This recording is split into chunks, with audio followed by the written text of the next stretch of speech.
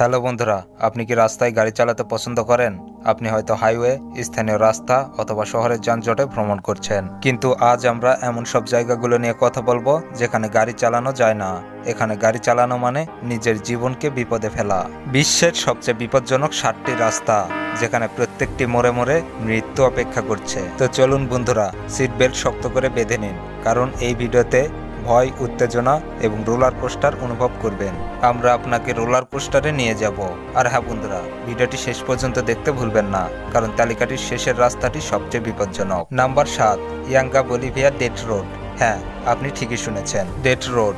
এই রাস্তাটি এতটাই বিপজ্জনক, এখানে প্রতি বছর শত শত মানুষ প্রাণ হারায়। এই রাস্তার নামটি এতটাই ভয়ানক যে সেখানে যাওয়ার কথা ভাবলে মানুষের আত্মা কেঁপে ওঠে। পাহাড়ের উপর 15,000 ফিট উচ্চতায় নির্মিত এই রাস্তায় গাড়ি চালানোর সময় রাস্তার প্রতি যত্নবান হওয়া প্রয়োজন। রাস্তাটির এক পাশের উপর থেকে একটি গভীর খাদ দেখা যাবে।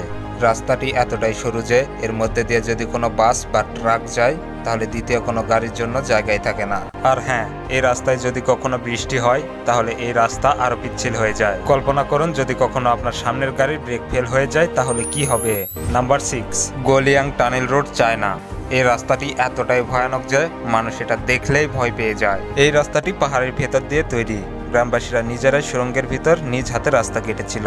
আপনি যখন এর মধ্যে দিয়ে প্রবেশ করবেন তখন মনে হবে আপনি কোনো ভুতুরে জায়গায় আছেন। আর হ্যাঁ, রাস্তাটি এতটাই সরু যে কোনো যানবাহন অতিক্রম করার সাথে সাথে মনে হবে দেওয়ালগুলো যেন আপনার গাড়ির সাথে লেগে যাবে। এখানে একটি ভুল করলেই সোজা নিচে পড়ে যাবেন। তাহলে আপনি কি এই অভিযানের জন্য প্রস্তুত?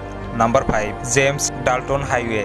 এই রাস্তাটি বিশ্বের সবচেয়ে ঠান্ডা এবং বিপজ্জনক রাস্তা হিসাবে গণ্য করা হয়। এখানকার আবহাওয়াকে অন্যতম বলে মনে করা হয় যে এখানে সবসময় তুষারপাত হয়, এবং যদি কখনো এখানে আপনার গাড়ির টায়ার পিছলে যায় তাহলে বাস আল্লাহর কাছে প্রার্থনা করবেন।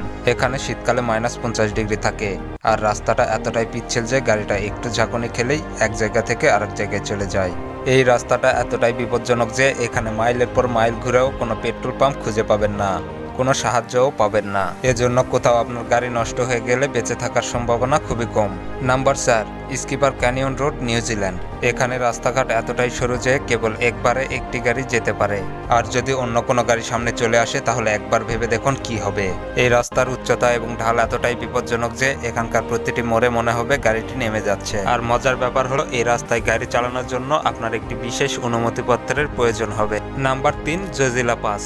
ভারত কাশ্মীর লাদাখকে যুক্ত করেছে এই গিরিপথটি। 11,500 ফিট উচ্চতায় অবস্থিত এবং এখানকার আবহাওয়া সবসময় খারাপ থাকে।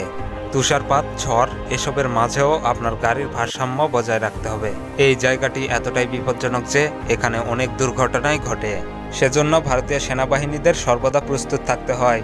মাঝে মাঝে এই রাস্তাটা এতটাই পিচ্ছিল হয়ে যায় যে গাড়ির ভারসাম্য বজায় রাখা অসম্ভব হয়ে দাঁড়ায়। বন্ধুরা, যদি আপনারা এটা পছন্দ করেন তাহলে অবশ্যই এখানে আসবেন, কিন্তু সাবধানে থাকবেন।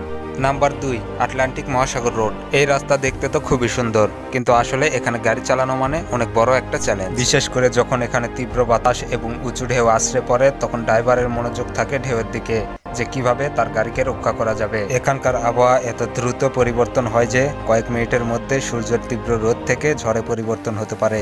এই রাস্তাটা এতটাই বিপজ্জনক, একটা ছোট্ট ভুল মানে সোজা সমুদ্রে পড়ে যাওয়া। এই ঢেউয়ের যাত্রার জন্য আপনি কি প্রস্তুত? সর্বশেষ আমাদের তালিকায় আরও একটি স্থান রয়েছে। 1 নাম্বার, ভারতের মানালি হাইওয়ে। আপনি চাইলে এখানে ভ্রমণ করতে পারেন। এটি অ্যাডভেঞ্চারে পূর্ণ কিন্তু বিপজ্জনক।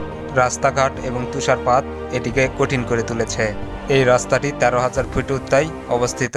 মাঝে মাঝে তো তুষারপাতে এই রাস্তাঘাট দেখাই যায় না, আর সেজন্যই এখানে প্রতি বছর শত শত মানুষ প্রাণ হারিয়েছে।